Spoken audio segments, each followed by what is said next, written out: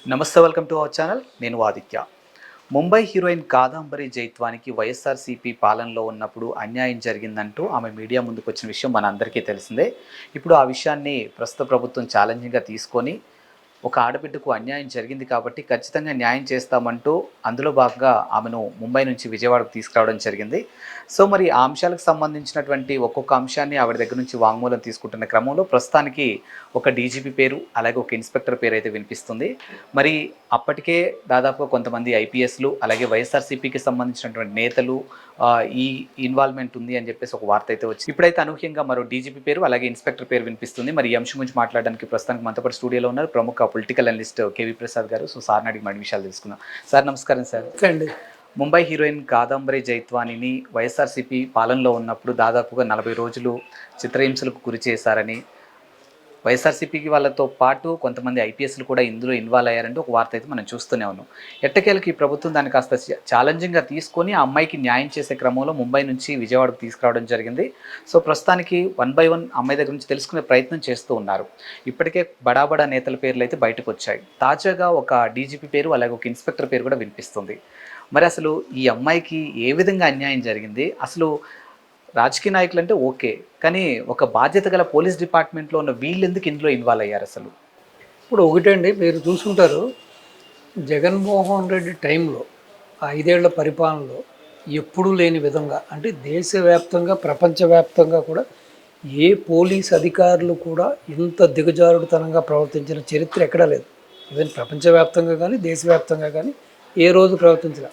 అటువంటిది ఐఏఎస్ని ఐపీఎస్ని ఏ విధంగా తనకు ఊడిగం చేసే ఒక బాడీ గార్డులుగానో, లేకపోతే తన ఇంటి మనుషులుగానో, తన సొంత ఒక బౌన్సర్లు ఏ విధంగా ప్రవర్తిస్తారో, సో తన సొంత సైన్యం ఏ విధంగా ప్రవర్తిస్తుందో, ఎవరినన్నా కొట్టమంటే కొట్టడం, తిట్టమంటే తిట్టడం అనే రీతిగా వీళ్ళందరూ కూడా ఈ ఐఏఎస్లు ఐపీఎస్లు దిగజారిపోవడం అనేది వాళ్ళ యొక్క నైతికతకి, వాళ్ళ యొక్క దిగజారుడుతనానికి ఇది ఒక ఫైనెస్ట్ ఎగ్జాంపుల్. ఇది ఒక తార్కాణం.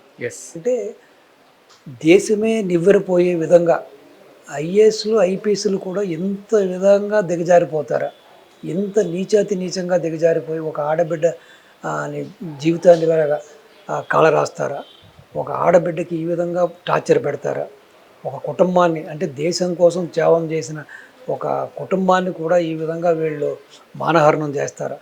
తండ్రి చూస్తే ఒక నావల్ ఆఫీసర్, తల్లి చూస్తే ఒక ఆర్బీఐ ఆఫీసర్. సో వాళ్ళని కూడా చుక్కలు చూపించి వాళ్ళ బ్యాంక్ అకౌంట్లు సీజ్ చేయించి అన్యాయంగా అక్రంగా వాళ్ళ కనీస అవసరాలకి, రోజువారీ అవసరాలకు కూడా డబ్బులు తీసుకోకుండా వాళ్ళ అకౌంట్స్ అన్నీ ఫ్రీజ్ చేయించడం, అదేవిధంగా ఆవిడని ఏ విధంగా ఇబ్బంది పెట్టారు, తీసుకొచ్చి ఆ యొక్క వీటీపీఎస్ విజయవాడ ధర్మల పవర్ స్టేషన్ ఒక గెస్ట్ హౌస్లో పెట్టి ఏ విధంగా 45 రోజులు వీళ్ళు మానసికంగాను అన్ని రకాలుగా కూడా ఆవిడని ఏ విధంగా ఇబ్బంది పెట్టారో మనం చూసాం. సో ఆవిడ మన శుక్రవారం నాడు అక్కడున్న ఎవరైతే స్రవంతి రాయ్ అనే ఇన్వెస్టిగేషన్ ఆఫీసర్కి ఆవిడ వాంగ్మూలం ఇవ్వడం జరిగింది. అలాగే శనివారం కూడా పూర్తిగా దగ్గర 11:30 గంటల నుంచి నైట్ 9:30 వరకు కూడా ఆవిడ వాంగ్మూలం ఇవ్వడం జరిగింది. సో పూర్తిగా అదేవిధంగా ఆవిడ పేరు మీద ఏ విధంగా అయితే ఆరోపణలు చేశారో, ఎన్ని ఆరోపణలు చేశారో ఆ 200 పేజీల రికార్డును కూడా ఆ 1 బై 1 ఎవరైతే ఇన్వెస్టిగేషన్ ఆఫీసర్ స్రవంతి రాయ్ ఉన్నారో ఆవిడ ఒక్కొక్కటి ఈవిడికి జత్వానికి వినిపించడం, దానికి మళ్ళీ ఈవిడి సమాధానం చెప్పడం.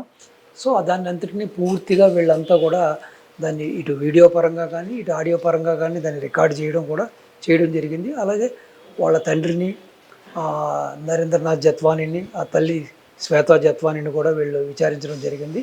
సో ఇప్పుడు ఈ యొక్క కేసు డీప్గా వెళ్ళి కొలిది కూడా దీంట్లో చాలా విషయాలు మీరు చెప్పినట్టుగా దీంట్లో ఉన్న కల్ప్రిట్స్ ఒక్కొక్కళ్ళు బయటకు వస్తూనే ఉన్నారు. ఇప్పుడు ఏదో బొరీలో ఉన్న ఎలకలు ఏ విధంగా బయటకు వస్తాయో మనం పొగబెడితే ఆ విధంగా ఈ కల్ప్రిట్స్ అందరూ బయటకు వస్తున్నారు.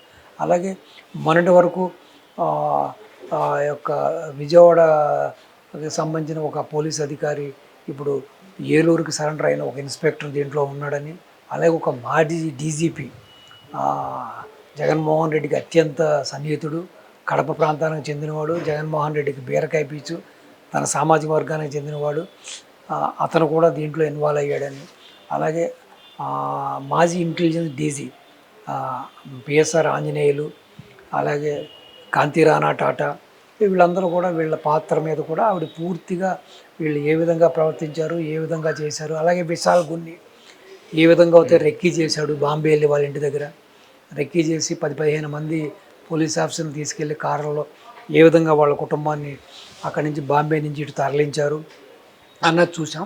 అదేవిధంగా ఇప్పుడు ఒక లేటెస్ట్ డెవలప్మెంట్ కూడా చూస్తే ఈ విచారణలో ఎవరైతే ఆ యొక్క తన భూమిని ఈ విధంగా వేరే వాళ్ళకి అమ్మ చూపాడని చెప్పి ఏదో అయితే ఈ కుక్కల సాగర్ అనేవాడు చేశాడో ఆ నాగేశ్వరరావు అనే వ్యక్తి బయటకు రావడం, అసలు జత్వాని అంటే నాకు తెలియదు, ఆవిడతో ఎటువంటి లావాదేవీ లేదు, నేనేదో తిరుపతి దర్శనం కోసం నాకు తెలిసిన ఒక గొర్రెపాటి నాగేశ్వరరావు అనే వాడికి ఏదో నా యొక్క ఆధార్ కార్డు ఫోటోలు ఇవ్వమని చెప్పారు, ఇచ్చాను. వాటిని ఏ విధంగా దుర్వినియోగం చేసి మా పొలాన్ని ఆవిడేదో తీసుకున్నట్టు మా దగ్గర నుంచి మళ్ళీ ఇంకొక వ్యక్తికి అమ్మ చూపిందని ఆవిడ అగ్రిమెంట్ వేసుకుని చెప్పడం అనేది కూడా అసలు ఇదంతా కూడా అభూత కల్పన అని చెప్పి వాళ్ళు కూడా చెప్పడం జరిగింది. ఏదేమైనా సరే ఇది రోజు రోజుకి ఇది ముదిరి పాకాన పడుతుంది కాబట్టి సో దీంట్లో ఉన్న పాత్రధారులు సూత్రధారులు అందరూ కూడా బయటకు వస్తున్నారు కాబట్టి సో డెఫినెట్గా ఒక డాక్టర్ కమ్ యాక్టర్ ఆవిడ కుటుంబాన్ని ఇంత మానసిక క్షోభకు గురి చేసి ఆవిడ కెరీర్ని నాశనం చేసిన ఈ దుర్మార్గులందరూ ఇటు రాజకీయ నాయకులైనా ఐఏఎస్లైనా ఐపీఎస్లైనా ఎవరైనా సరే కఠినంగా శిక్షించాలి. కఠినంగా శిక్షిస్తేనే రేపొద్దున ఇంకొక ఆడపడుచుకి ఇప్పుడు మనం ఆ కోల్కతా డాక్టర్ గారు ఉదాంతం తీసుకుంటే ఆవిడ్ని అత్యంత పాశవేగంగా ఆవిడ్ని మానభంగం చేసి ఒక మాబ్ ఒక గ్రూప్ ఆఫ్ పీపుల్ ఆవిడ్ని అత్యంత కిరాతకంగా చంపేశారు. సో దానికి దీనికి పెద్దగా తేడా లేదు. సో అక్కడ ఏంటంటే ఆవిడ్ని చంపేశారు, ఇక్కడ ఈవిడ్ని మానసికంగా చంపేశారు. అంటే వీళ్ళు ఎంత క్షోభ పెట్టారన్నది ఇప్పుడు ఆవిడకి ఏదో లేడీస్కి వచ్చే ప్రాబ్లం ఉంటుంది కదా మంత్లీ ఆ టైంలో కనీసం ఆ ప్యాడ్స్ కూడా ఇవ్వకుండా ఓ పక్కన బ్లీడ్ అవుతుంటే కూడా ఆవిడకి శానిటరీ ప్యాడ్స్ ఇవ్వకుండా కూడా ఏ విధంగా ఇబ్బంది పెట్టారు అన్నది మనం చూసాం. సో ఆ కేసులో ప్రాణం తీసేశారు అక్కడ డాక్టర్ని. ఈ కేసులో ఈ డాక్టర్ జత్వానిని ఏంటంటే మానసికంగా మొత్తం టోటల్ కుటుంబాన్ని మానసికంగా చంపేశారు వీళ్ళు. సో అదే కాకుండా కావాలని చెప్పి ఏదో మాయలేడి అని చెప్పి ఎంతోమందితో అఫైర్స్ ఉన్నదని చెప్పి ఎంతోమందిని మోసం చేసిందని కూడా వీళ్ళు కావాలని చెప్పి ఆవిడ మీద ఈ పేటీఎం కుక్కలు ఆ వైసీపీకి సంబంధించిన సోషల్ మీడియాలో కొన్ని కుక్కలు ప్లస్ కొంతమంది నాయకులు కూడా ఆవిడ మీద బుర్ర జరుగుతున్నారు. సో ఇది అత్యంత శోచనీయం, అత్యంత ఇది అసలు ఎవ్వరు కూడా సభ్య సమాజం దీన్ని సమర్థించకూడదు. సభ్య సమాజం వీళ్ళని చెప్పుతో కొట్టాలి, చీ కొట్టాలి. ఎందుకంటే ప్రతి వాడు కూడా ఒక తల్లి గర్భం నుంచే వచ్చాడు. ప్రతి వాడికి కూడా తల్లి చెల్లి అక్క ఉంటారు. సో కనీసం బిడ్డలు ఉంటారు, ఆడబిడ్డలు ఉంటారు. ఇప్పుడు జగన్మోహన్ రెడ్డి కూడా 2 ఆడబిడ్డలు ఉన్నారు. అదే ఎవరైతే పోలీస్ ఆఫీసర్ ఉన్నారో వీళ్ళు కూడా మినిమం ఆడబిడ్డలు ఉండే ఉంటారు. వాడి భార్య కూడా ఒక ఆడదే, వాడి తల్లి కూడా ఒక ఆడదే, వాడి చెల్లి కూడా ఒక ఆడదే, వాడి అక్క కూడా ఒక ఆడదే. సో కనీసం స్పృహ లేకుండా అయ్యో మనం ఇంత పాపానికి ఒడిగడుతున్నాం, ఇంత నీచానికి ఒడిగడుతున్నాం, రేపొద్దున మన బిడ్డల పరిస్థితి ఏంటి? ప్రకృతి అనేది చూస్తూ ఊరుకోదు కదా. ఈ విధంగా ఒకళ్ళ మీద అన్యాయంగా మనం బుర్ర జల్లుతున్నప్పుడు, అన్యాయంగా మానహారణం చేస్తున్నప్పుడు, అన్యాయంగా ఒక కుటుంబాన్ని ఈ విధంగా వాళ్ళ యొక్క జీవితాలని కాలు రాసేస్తున్నప్పుడు ప్రకృతి అనేది డెఫినెట్గా అదేమీ చూస్తూ ఊరుకోదు. డెఫినెట్గా మనకి fitted every action there will be equal and opposite reaction Newton's third of మోషన్లో చెబుతారు. సో డెఫినెట్గా కూడా ఎవరైతే ఈ రోజున ఈ కేసులో డాక్టర్ జత్వానిని ఇబ్బంది పెడుతున్నారో, ఎవరైతే పెట్టారో వీళ్ళందరూ కూడా అనుభవిస్తారు, ఆ క్షోభ అనుభవిస్తారు. వీళ్ళందరికీ కూడా వాళ్ళ బిడ్డల రూపంలోనో, వాళ్ళ తల్లి రూపంలోనో, చెల్లి రూపం, అక్క రూపంలోనో, వాళ్ళ భార్య రూపంలోనో కూడా వాళ్ళకు కూడా డెఫినెట్గా ఈ యొక్క పనిష్మెంట్ దొరుకుతుంది. దీంట్లో ఎటువంటి యొక్క సందేహం లేదు. ఎందుకంటే అసలు ఎటువంటి తప్పు చేయని, ఎటువంటి ఒక పాపం ఎరగని ఒక స్త్రీని ఆ విధంగా వీళ్ళు హింసించడం అనేది ఇది క్షమించరాని నేరం. సో ఏదేమైనా కూడా ఇది సభ్య సమాజం కూడా దీన్ని ముక్త కంఠంతో ఖండించాలి.